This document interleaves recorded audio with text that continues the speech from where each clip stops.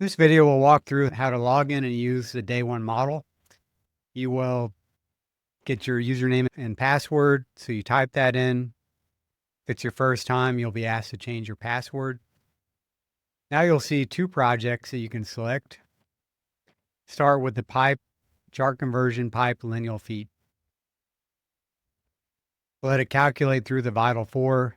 It's moving the slider and giving an initial deterministic forecast. So for this, the chart that we're basing it on is down below to give you a little context and some up and down and give you a feel. This is why you need to start here. So click on the pipe install lineal feet in the table below the chart. So now you can see the historical period bars to the left of this current status date. If you go down, you can correlate those same bars to the blue bars on the standard chart.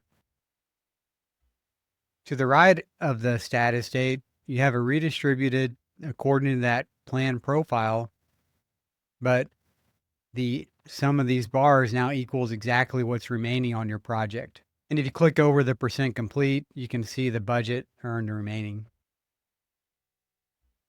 You go down, you can see that profile where you have a break here, it comes back up, and then it has a long tail and tapers off. So that's the profile that we've mirrored in the above chart, only now it's fluid. And so that's what you need to achieve to meet the plan. And so if you take your average pace is a 5-week average, rolling average, and you project that forward, you will be 77 days late. So this is the vital four. You have your 2,500 lineal feet pace, what you need to achieve to meet the plan, and the bow wave index is the math between these two, giving you the factor you need to increase your current production to meet the plan. If you continue with your current pace, you'll be 77 days late. And so that's the starting point. From here, you can say, what if we can do 4,000 lineal feet and pick up our pace a little bit? So you can click this what if rate and type in a number. And now you can see the next period below 4,000 gets you 21 days out. And I forgot to mention, you can look at your carryover, which is the sum of these bars in between the plan finish and the what if finish. So your carryover goes down from 6,500 lineal feet of pipe to 780. You can reset this at any time. And now you have a manual grab bar across the top. So you can move this slider at will, get back to the zero impact. You can also type in here and say, what if we go out 21 days? There's your 720, 42, and just play with that fluidity in front of the status 8. So we build in scenarios. So you have budgets. What if you trend your current productivity? You can factor that in. What if you have a future event such as a rainy season? You can see here it's 77 days. Your requirement's 4,700. What if we push down for that event, let it recalculate the vital four?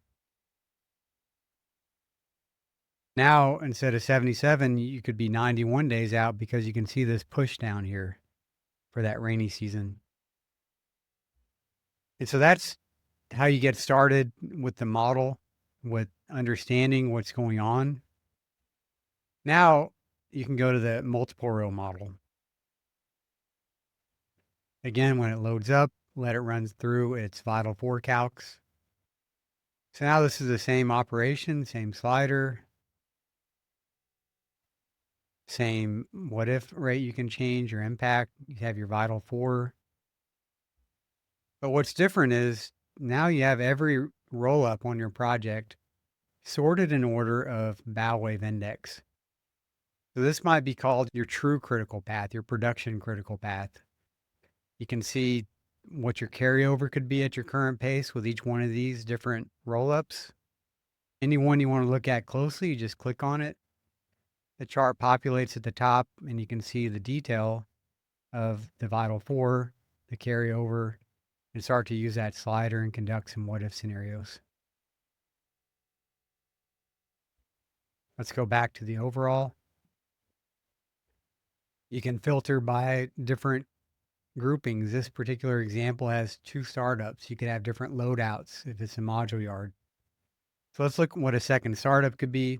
It's just any way you want to group your project. So now it's going to recalculate because it's got a whole new set of parameters that it's looking at with grouping to a different roll up. So here it is with the second startup. You can see you're in worse shape with this startup, which kind of makes sense. You're focusing on the first one.